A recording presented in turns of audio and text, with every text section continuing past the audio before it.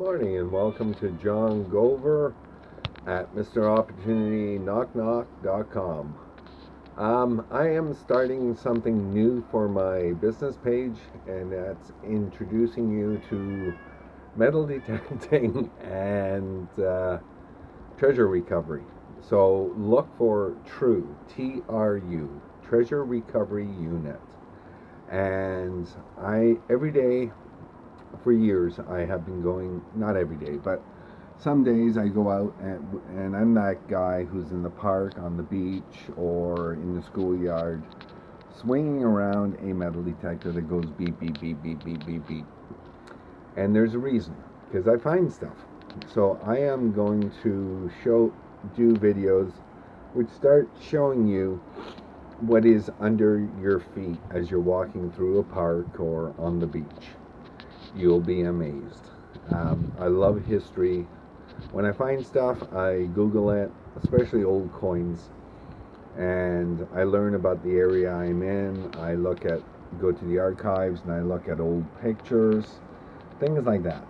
It's a neat thing to do, and I get so many people while I'm metal detecting who want to talk about what I found. So I'm going to start including videos of T.R.U, Treasure Recovery Unit. And these are just things I find. Everything I find goes into a treasure chest for my children. My children are now 24 and 25. I'm getting old. I don't know where all the years went, but I'm getting old. So yesterday I went out for about 3.5 hours. I went to a place called Beacon Hill. I live in Victoria, BC. I went to top of Beacon Hill and along Dallas Road in one particular section which has remote control boats in a pond. I can get any of that, so there's no live digs. It's just a wrap up. At the end of each day you do a wrap up on videos which shows you what you found.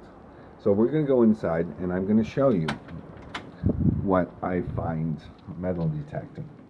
And I hope you enjoy it. It's just something different that's not business. It's just fun. So I'm going to turn the phone around because I haven't figured this out. And we're going to do the finds. 90% of what you find in the dirt is garbage. So I'll just show you some of the stuff. I throw a lot of it in the garbage can near my van when I'm done the day, but I kept this stuff yesterday, and this is just yesterday. So here we go. Turn it around, and I found a couple of forks. I find a lot of these because there's a lot of campers and homeless people living in the bush in Beacon Hill. So tent peg. I found a little car. I found a cell phone pouch, an older version, but it's got metal in the clasp, so I found that. I found beer bottle caps and metal rings, an earring hoop, some old nails, some clasps. On the beach I found a weight, fishing weight, pull tabs galore. I threw most of them away. A pair of nail clippers, an old broken watch strap, and live ammunition. So most current, all these were in one spot, and I stopped digging because there was so much of it. A bullet that came out of one of these, a live bullet for a rifle, and this is a musket ball. So now you're going back to about early 1800s. So I find quite a few of those. On the beaches, you'll find aluminum. And the cans that you see people littered around, in the waves, they break down into small little chunks. So that's that. Now, I'm going to show you, usually every day I get between $5 and $10 of what's called as clad, which is 1970 up coinage. Between $5 and $10 because of loonies and toonies. But yesterday, didn't find much, and here it goes. 2 quarters. That quarter is from the ocean. See how bad it is? The metals, I can tell that this is a 2000 quarter because it's all chewed up. It dissolves. So 2 quarters, so that's 50 cents. 6 dimes, and they're all 1970s. So 1970s and up. So 60 cents.